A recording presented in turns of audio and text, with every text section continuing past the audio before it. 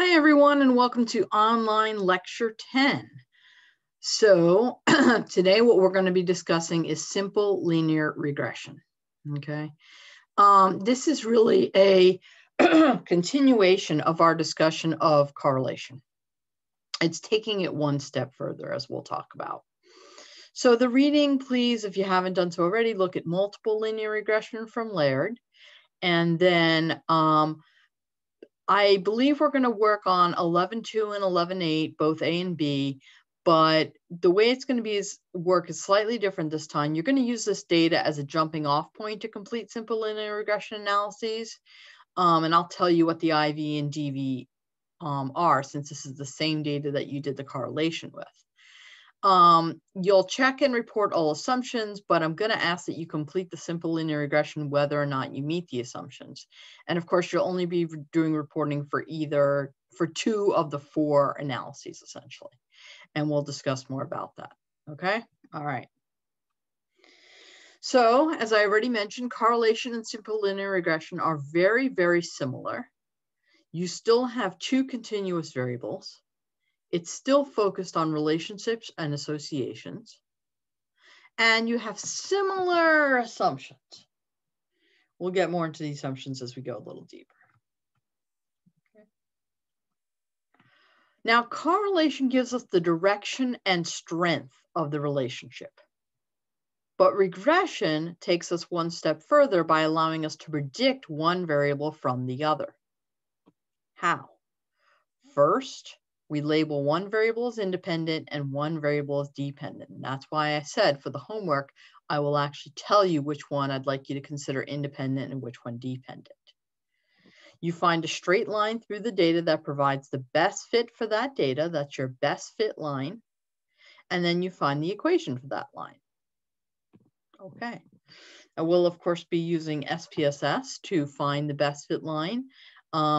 And then we'll talk through how you actually get the equation for a line. Okay, so let's look at some perfect correlation examples. You can see that in the left and on the right, you have a perfect correlation coefficient. Yet, you couldn't use these lines for prediction, right? You couldn't just by knowing R equals 1, you wouldn't be able to predict. Because in this case, the line is a little bit closer to 45 degrees, kind of like straight here. In this case, it's a little less slope. So just by knowing that R equals +1 doesn't tell you how you could predict Y from X, or how you could predict the vertical from the horizontal. Okay. So now, to get some practice looking at best fit lines, I want you to imagine the best fit line that would go through this data.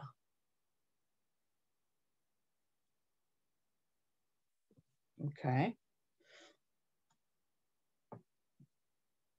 So if you actually chose this line right here, rule number 4, that goes through these 3 dots, you're absolutely correct. Yes, that was the best fit line for this data. And of course, you wouldn't know just by looking at it, but you can have a sense for it. You can have an idea about it. Okay. And as you can see in SPSS, this is what the best fit line through the data would look like. We can see in this case that our R squared is 0.727, which is quite high. It means we're counting for 72.7% of the variance. Okay. Let's try that one more time. Now imagine the best fit line through this data.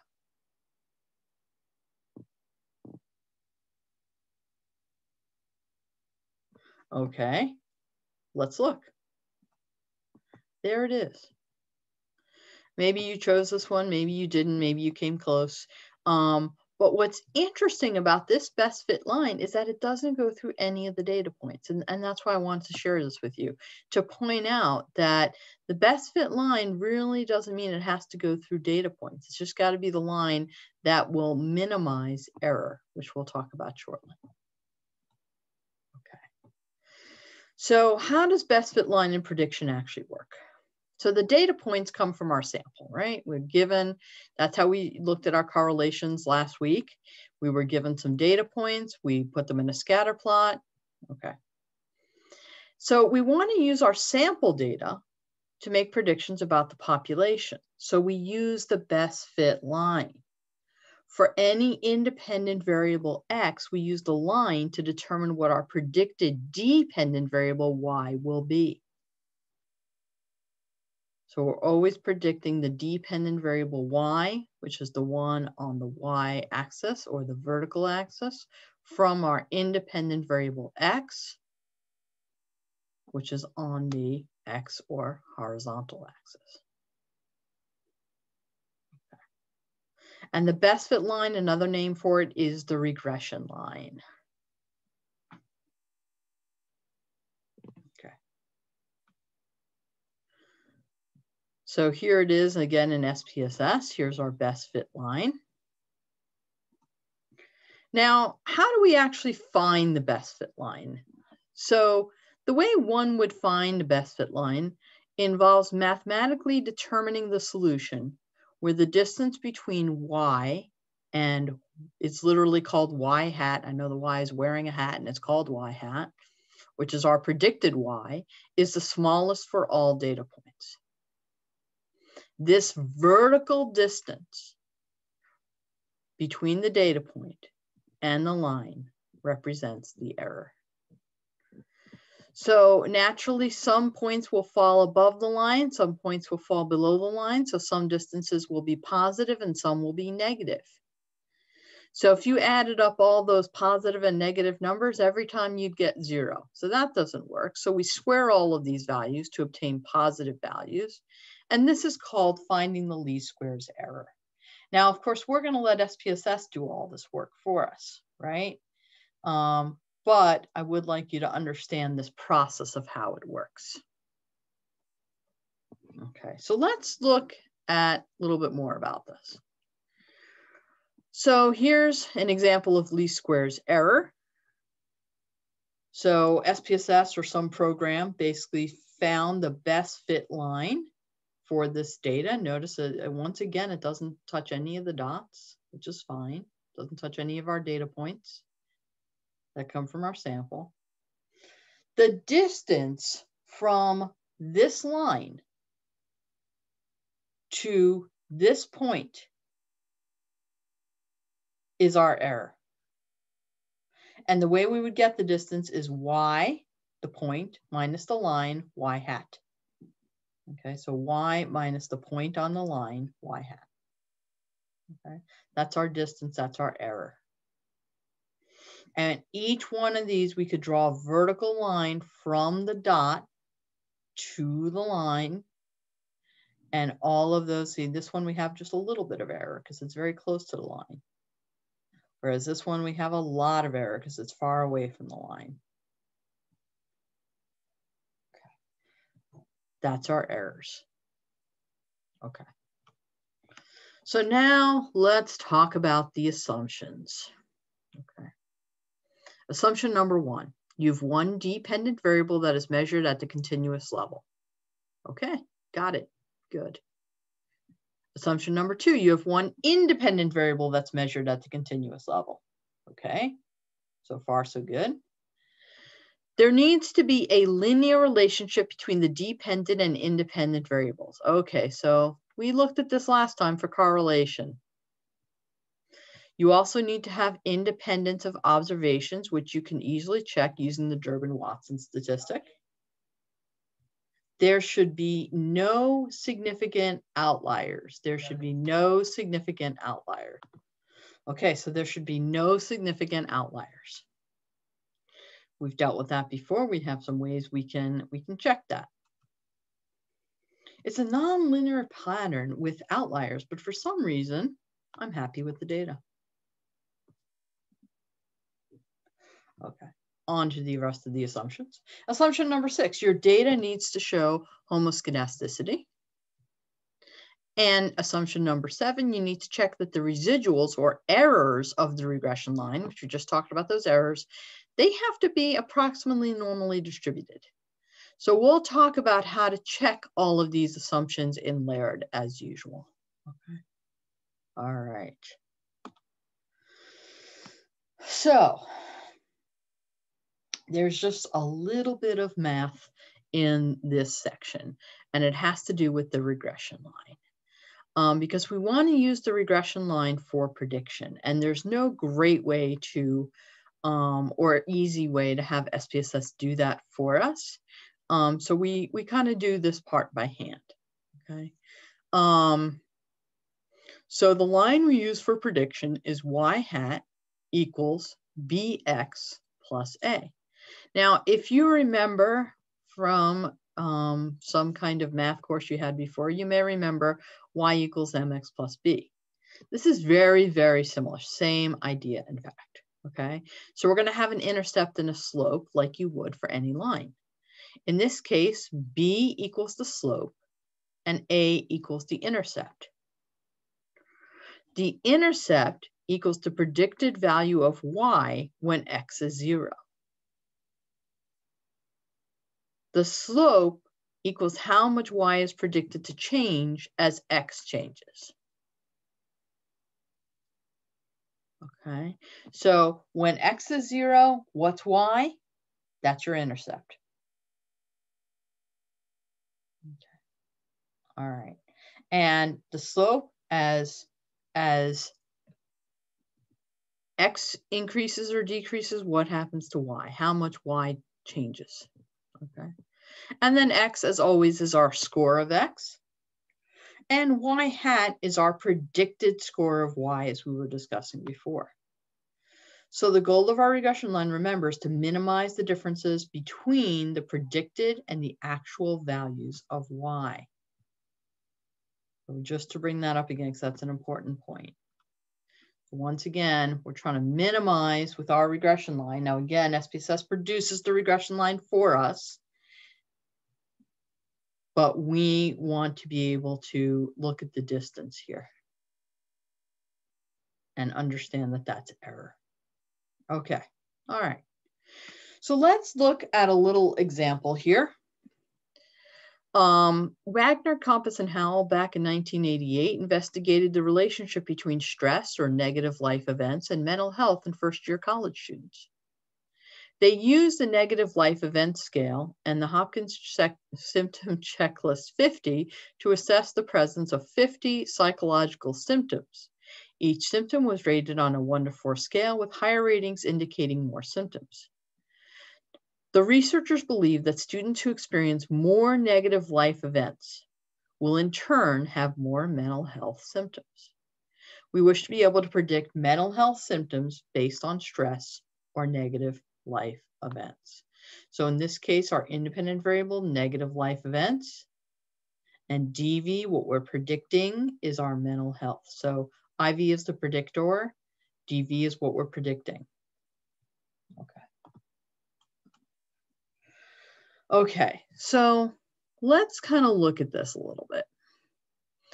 Even with 0 life events, the predicted HSCL score is 73.5.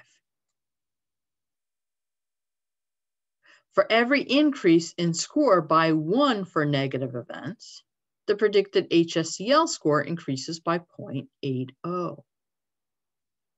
And if someone has a score of 10 on negative life events, what is their predicted HSCL score? Okay, so first thing we want to do in figuring this out is remember what X and Y is. And we said X is going to be our life events. Y is our predicted HSCL score, Hopkins symptom checklist score, the mental health piece. So what did we say about intercept? We said even with 0 life events, even when X is 0, what's Y? 73.5. So our A, our intercept, is going to be 73.5. Next, we have to figure out slope.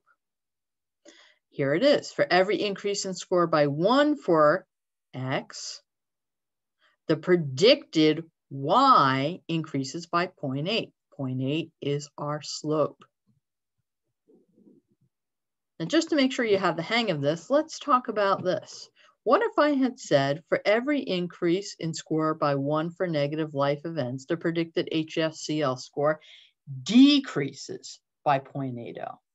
What would your slope be then? If you said negative 0.80, you're on track. Okay.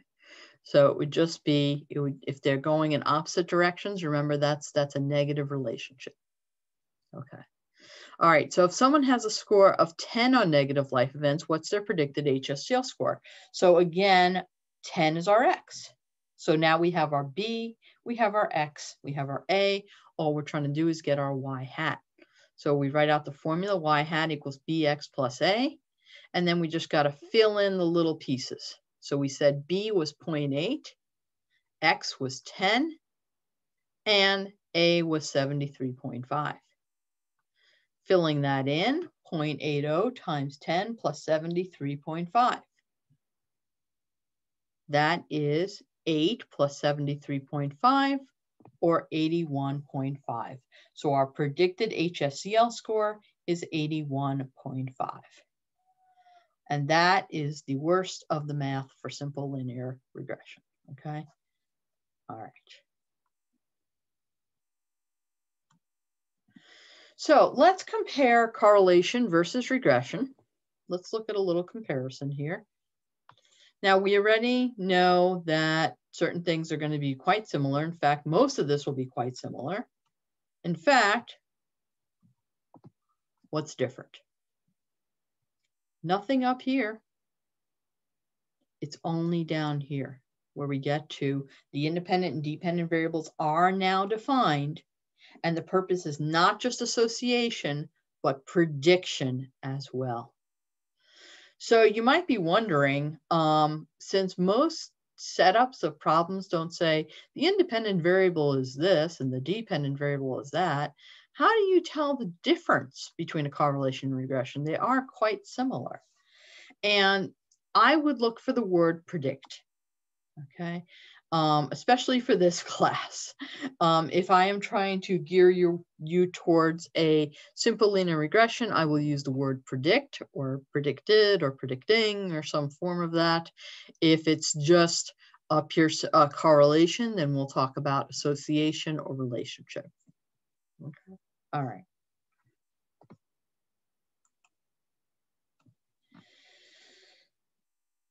So, the point of this slide is to show you that these two situations have the same exact line. The equation for the line is the same in the top and in the bottom. Okay. Same in the top and in the bottom. Yet we can see that there is basically no error up in the top one, yet a fair amount of error in the bottom one. So the line alone doesn't tell us everything. It's important for prediction, but it doesn't tell us everything. And the thing is, SPSS will always give you a line. You could have a big old blob of data that's absolutely meaningless. It'll put a line through it. So you have to have a way to understand what's a good line, what's good prediction, and what's not so good prediction. Okay. Okay, so let's talk about some issues with simple linear regression. First issue, we already said, this was one of our assumptions, that nonlinear relationships cannot be interpreted, right? It's got to be linear, got to be a line. Okay, so if you see something like this, or the opposite, kind of smiley face there, you know that we can't really look at it with either correlation or with regression, not with any of the ones that we've learned about. Okay, there are techniques and tools to deal with this kind of data. Fair amount of them out there, but we're not really getting into those in this course. Okay. And we have our same issue with restricted range, the same one we talked about last time and talked about in class. So Once again, it's important that your sample and your population are matched. Okay, all right. Outliers. Yes, outliers are a problem too. But let's pursue this one just a little bit more, because this is kind of interesting. Okay, so let's put the line through the data to start off with. Okay. And you can see that our R squared is 0.066. That's not particularly high, you know. It's gonna cover 3.6%. Oh no, R squared, sorry. So about 6.6% of the data. 6%, try that one more time. 6.6% of the variance is accounted for, not very large. Okay. So there are 3 outliers here. There's Pepsi at the top, Ford out to the right, and McDonald's at the bottom. Now, sometimes you can have an outlier, but it doesn't influence the results very much, or you can have an outlier that significantly influences the results. What I'm posing here is that one of these 3 outliers significantly influences the results. So in your head, just guess which one do you think it is. Is it Pepsi, is it Ford, or is it McDonald's?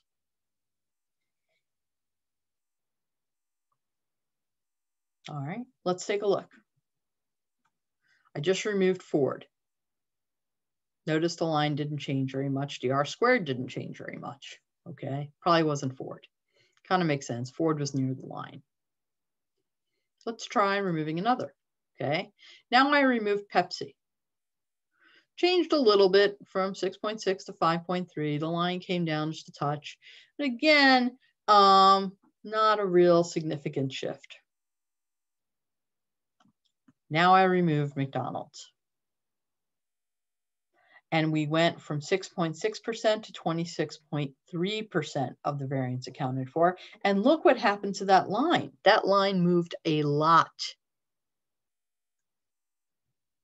So what does this tell you? That sometimes you can have an outlier that truly influences your data and can be a problem.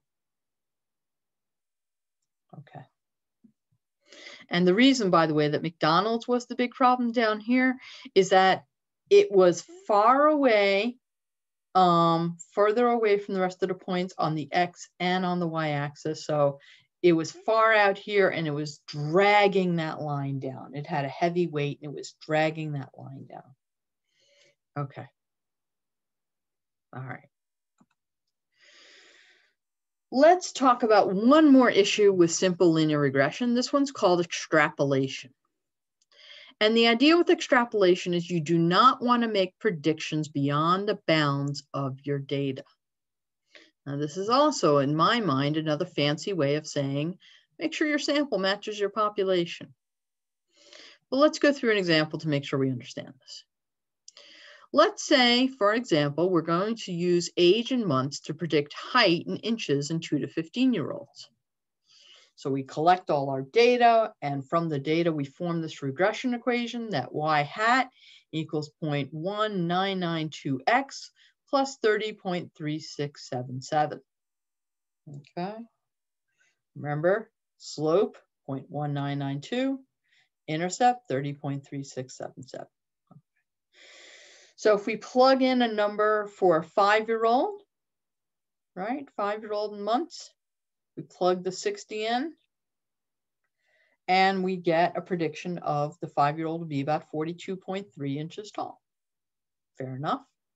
15-year-old, plug their number of months into X, do the equation, they're predicted to be about 66.2 inches tall. And then finally, we have a 75-year-old who's predicted to be a whopping 209.6 inches or about 17.5 feet tall. What happened? Okay, well, linear regression lines will assume that your line continues to go up, up, up, up, up, up, up. What happens with height? Does it continue to go up as we age? Only to a point, right? Only to a certain age do we continue to get taller, and then we tend to kind of level off. And a regression line just doesn't do that. It only goes in one direction. It's a straight linear line. So that's what happened. They shouldn't have used a regression where they have data on 2 to 15-year-olds to try and predict a 75-year-old's height. Okay, so don't extrapolate beyond the bounds of your data. All right, one more example for you. We have someone who just got married today to her husband, it looks like. And as you can see, by late next month, you'll have over 4 dozen husbands. Better get a bulk rate on a wedding cake. Okay, because yesterday 0, today 1, assuming a straight regression line, that's what you would have. All right. So now we get to look at a little bit of SPSS with this. Let's do it. So there's an analysis of regression which looks similar to analysis of variance in that it uses an ANOVA table and an F ratio.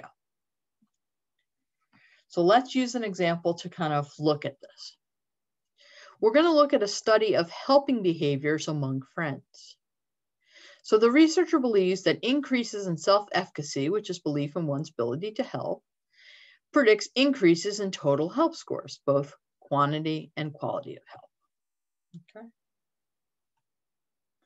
The alternative hypothesis, increases in self-efficacy, does predict increases in total help scores, and the null, increases in self-efficacy, does not predict increases in total help scores. Okay. By the way, I want to point out this is one-tailed because we specify directions. Increases in self-efficacy predicts increases in total help scores. If I just said self-efficacy predicts total help scores, that would be two-tailed. Another one-tailed example would be increases in self-efficacy predicts decreases in total help scores. That would also be one-tailed because I gave a direction. Okay. So here we'll go through the different pieces of output in SPSS. This is lovely. It doesn't really tell us much of interest. We have our help measure and we have our efficacy measure, and we have some means and standard deviations, which is fine. Our main interesting thing here is that our N is 537. So that's interesting.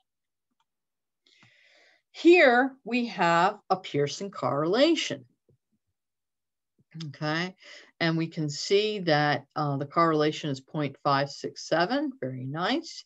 It's actually, remember with Pearson, sometimes you can, if you do it right, you can get it to give you a significance one-tailed. That's what it does. That's what it did here. So it gave a significance for one-tailed. P less than 0.001. All right. Looking pretty good. We have a correlation at least. Okay, so this is just telling us that the only thing going into our regression equation is this self-efficacy. Okay, here is our R and our R square. And because we're doing simple linear regression, because we have an adjusted R square, which is slightly better to use. I'd use this one if I was reporting. Okay. And here is our ANOVA table. Let's look at what's similar and what's different. Sums of squares, DF, mean square, F, sig. All similar. Regression and residual, different. Totals the same. Regression is the good stuff. Just like before, between, which was also on top, was the good stuff. Residual is the leftover, the error.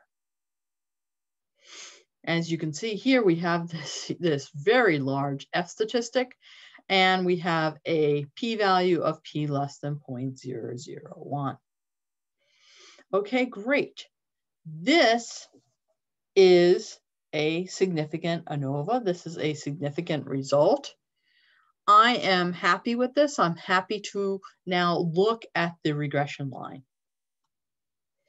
before I do that, I'll actually look at the information for my equation line, okay, for my equation of the line. I'll do that. Here's the thing. If this wasn't significant, I would not want to look at this. Because like I said, it'll show you this no matter what. You can have a very non-significant p-value up here. It'll still show you this. It'll still show you a plot. Doesn't mean you should use them. Okay. All right, so let's look at how we get the information out of here. So we're going to look under the B column here, all the way on the left.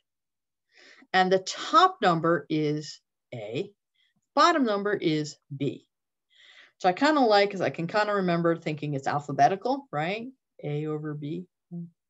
So A is our intercept. There's our regression equation right over here. Y hat equals bx plus A. A is our intercept. B is our slope.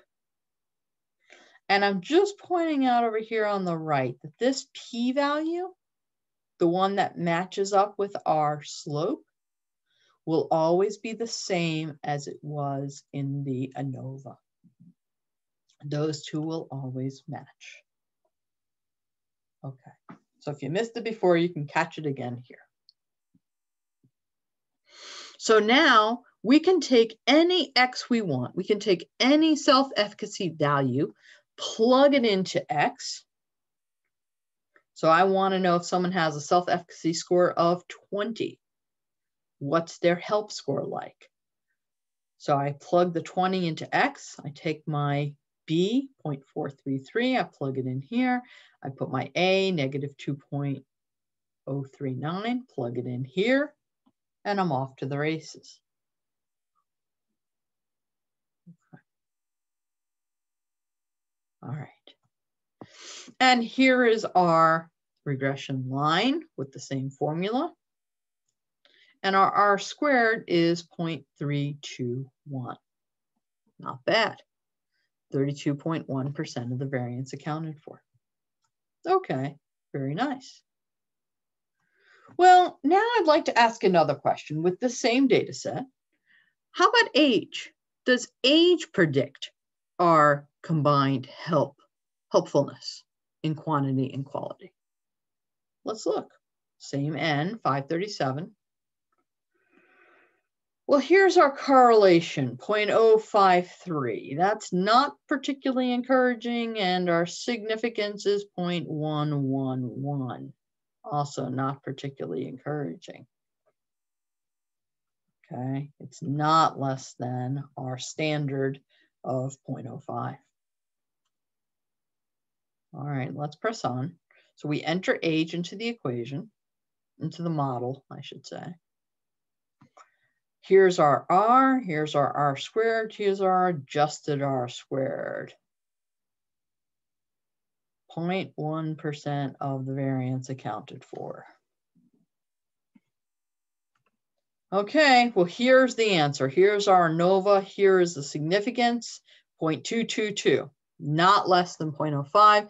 This is not significant. I would go ahead and stop here.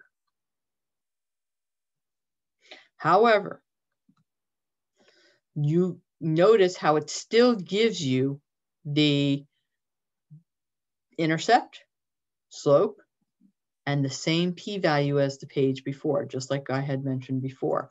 0.222, 0.222, right here. Okay.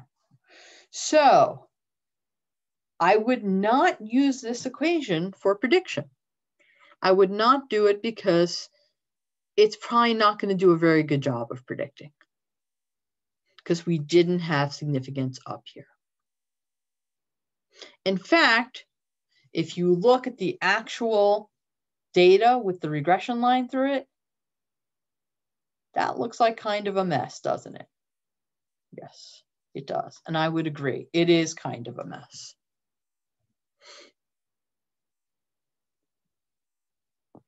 So I wouldn't use it. Okay. If you're interested in looking at a different type of regression example, this is a fun TED Talk that deals with regression. I invite you to check this out. This is completely optional, but it's a fun one if you'd like to take a little break and look at something like that if you're into TED Talks. Okay. All right. And we will, when I come back again and we talk again, we'll be actually going through the process in Layered. So please stay tuned for that. In the meantime, I wish you well, and I'll talk to you again soon.